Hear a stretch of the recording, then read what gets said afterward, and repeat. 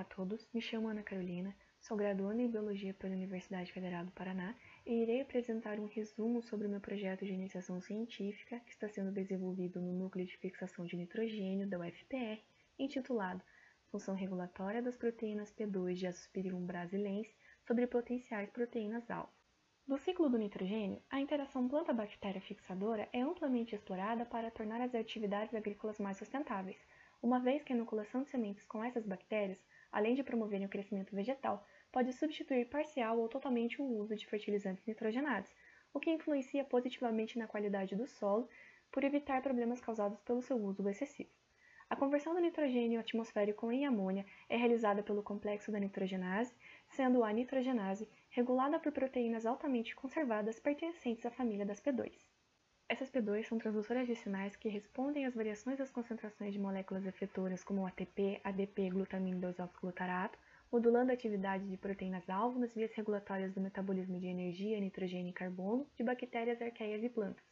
As P2 encontradas em Azospirillum brasilense são GLIN-Z e GLIN-D, e aqui nós temos uma representação estrutural bem simplificada dessas P2, onde verificamos que o ATP ou o ADP promove uma mudança mais leve, o que permite a interação com os alvos, enquanto que a ligação do 2-oxoglutarato acaba tendo um efeito contrário.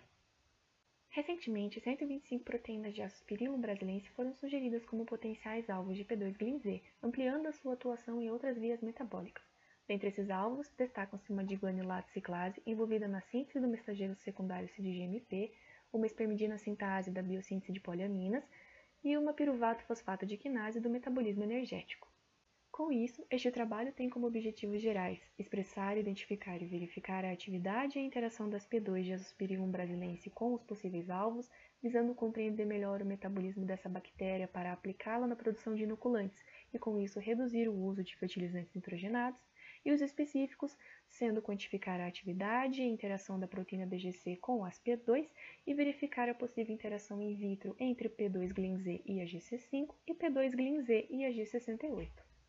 Para visualizarmos as interações entre as proteínas, nós realizamos um teste de coprecipitação, onde equilibramos 5 microlitros de uma resina de níquel em 200 microlitros de tampão na presença dos efetores ATP, ADP ou 2-oxoglutarato. Depois colocamos o tubo em um ímã, onde conseguimos fazer a retirada apenas do tampão, o que chamamos de lavagem. Em seguida, adicionamos 400 microlitros de tampão com a proteína P2, que contém uma cauda de polihistidina e permite que ela se ligue na resina, e assim o tubo passa por mais um processo de lavagem. Em seguida, mais 400 microlitros de tampão, dessa vez com os alvos, que elas podem estar purificadas ou presentes em um extrato que a gente obtém após a expressão, e assim elas conseguem formar esse complexo proteína-proteína com as P2, e o tubo passa por mais 3 processos de lavagem, sendo que na última nós retiramos todo o tampão e o complexo é submetido à eletroforese em um gel de poliacrilamida.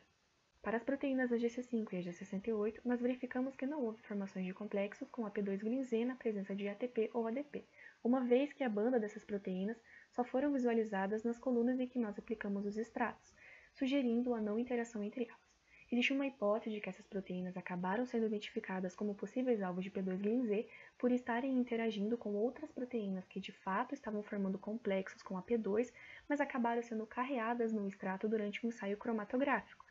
Mas são necessários testes mais específicos para confirmar essa hipótese.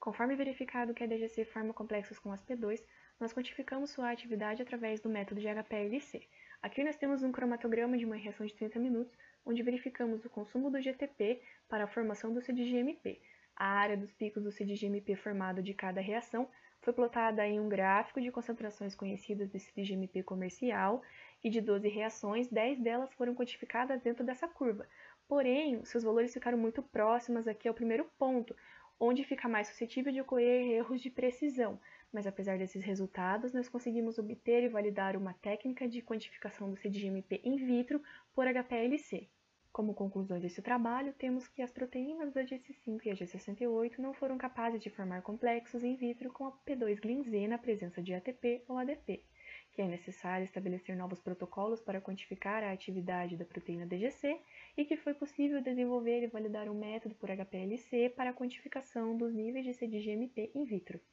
Essas foram as referências utilizadas nesse trabalho e eu agradeço a atenção de todos vocês.